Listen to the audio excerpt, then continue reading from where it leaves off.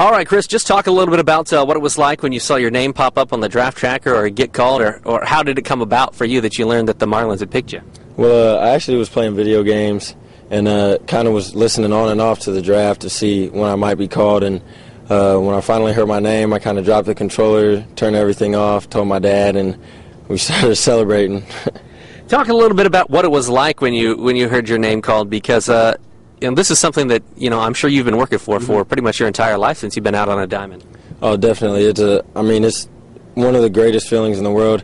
It's really indescribable because you're sitting there knowing that you've done all that you can your entire life to try to get to this point, to take the next step to make the big leagues. And when you finally do get to hear your name called, it's like a whole bunch of weight off of your shoulders. It's indescribable feeling. Talk a little bit about the team that picked you, the Marlins. Was that a surprise to you? Definitely was a surprise. The guy had actually called me that morning, but that is the first time I recall hearing anything from the Marlins. So up until the day, I thought it was going to be somebody else, and then once I got that call from him, I was pretty sure that, all right, well, hopefully if it's going to be anybody today, hopefully it's them. Talk a little bit about what they said that they liked about you, what they thought that's helped you project to be a good player in the minors and then maybe make the major league someday. One of the things that they always talk about is my athleticism.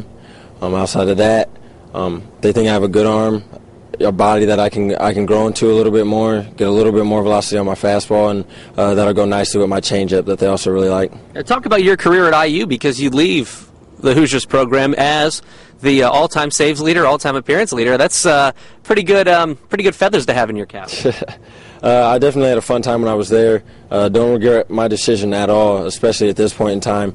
I learned a lot of things from both of my coaches, Coach Smith and Coach Neal. A lot of things on mental toughness, how to be more mentally prepared, and I've heard that to accomplish things at the next level, it's the mental game that you really need to master, and they definitely helped me a lot with that through my career at IU. Talk about the jump from your junior year to your senior year at IU, because I know at this point last year, you were hoping to maybe get your name drafted.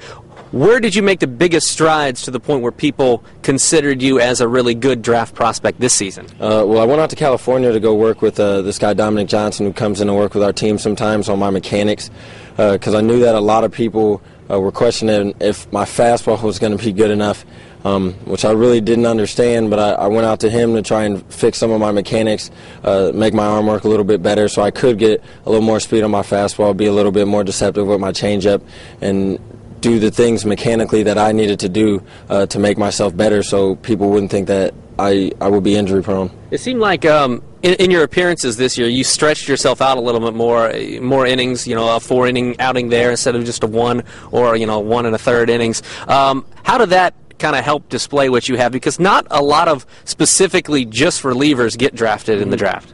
I think one of the things that it shows is definitely toughness and the ability to compete in any situation. I feel like anyone knows now that possibly I could start if I needed to, or I could stay relieving, throw a couple innings, or I could do a setup or close type role and throw 1 inning. I think it just shows a lot of versatility and my ability to go out and compete in whatever situation my coaches needed me to compete in.